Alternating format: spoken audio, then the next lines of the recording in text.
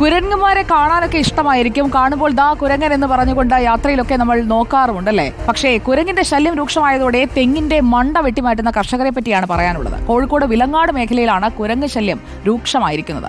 കാർഷിക വിളകൾ നശിപ്പിക്കുന്നതിനൊപ്പം വീട്ടുകാരെ കൂടി ആക്രമിക്കാൻ തുടങ്ങിയതോടെ പൊറുതി മുട്ടിക്കഴിഞ്ഞു നാട്ടുകാർ. അവരിപ്പോൾ തെങ്ങ് തന്നെ അങ്ങ് വെട്ടിമാറ്റുകയാണ്. നിരവധി വർഷങ്ങൾക്ക് ശേഷമാണ് നാളികേരത്തിന് നല്ല വില ലഭിക്കുന്നത്.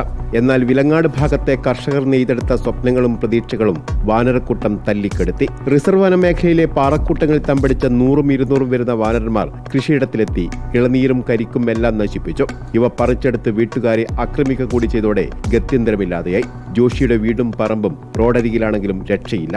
ഇതോടെ തെങ്ങിന്റെ മണ്ട തന്നെ വെട്ടിമാറ്റി. സങ്കടമല്ലാണ്ട് വേറൊന്നും പറയാനില്ല. കാരണം എന്താണെന്ന് വെച്ച് കഴിഞ്ഞാൽ ചെയ്യാൻ പാടില്ലാത്തൊരു പ്രവൃത്തി ചെയ്യേണ്ടതായിട്ട് വരുന്ന പോവുകയാണ് മനുഷ്യൻ്റെ സാഹചര്യം കൊണ്ട്. ഇപ്പോൾ ഇതിൻ്റെ അകത്ത് 23 തെങ്ങുണ്ടായിരുന്നു, അതിലൊന്ന് നേരത്തെ ചേർത്ത് പോയി. പിന്നെ 22 തെങ്ങുണ്ടായിരുന്നു, 18 തെങ്ങ് വെട്ടി. കാരണം 2 തെങ്ങ് ഇവിടെ നിർത്തിയിരിക്കുന്നു പറഞ്ഞു കഴിഞ്ഞാൽ യാദൃശ്യമായിട്ട് ഇപ്പം നമുക്ക് ഒന്ന് കാണുമോ എന്തെങ്കിലും ചെയ്യാനായിട്ട് 2 തെങ്ങ് ഇവിടെ നിർത്തിയിട്ടുണ്ട്, 2 തെങ്ങ് വീട്ടിൻ്റെ മുറ്റത്ത് നിർത്തിയിട്ടുണ്ട്. അത് മുറ്റത്തെ തെങ്ങ് വരെ കുരങ്ങിൻ്റെ ശല്യങ്ങളിൽ പെട്ടതാണ്. എന്നാലും 2 തെങ്ങിൽ ഇരിക്കട്ടെ എന്ന് വിചാരിച്ച് അങ്ങനെ നിർത്തിയതാണ്. ബാക്കി 18 തെങ്ങ് വെട്ടിക്കളഞ്ഞു.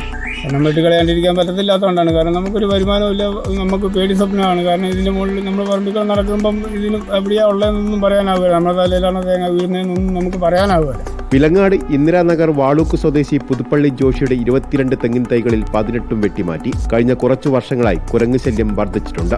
എന്നാൽ ഇവയെ തുരത്താൻ ആവശ്യമായ നടപടിയൊന്നും വനവകുപ്പ് സ്വീകരിക്കുന്നില്ല. മുമ്പൊരിക്കൽ നാമമാത്രമായ സഹായം ലഭിച്ചതൊഴിച്ചാൽ സർക്കാർ സംവിധാനങ്ങളും പുറംതിരിഞ്ഞു നിൽക്കുകയാണ്. വന്യമൃഗശല്യത്താൽ മലയോര മേഖലയിലെ ജീവിതം ദുസ്സഹമാവുന്നതിന്റെ ഒരു ഉദാഹരണം മാത്രമാണ് ജോഷി എന്ന കർഷകൻ. റിപ്പോർട്ടർ, കോഴിക്കോട്.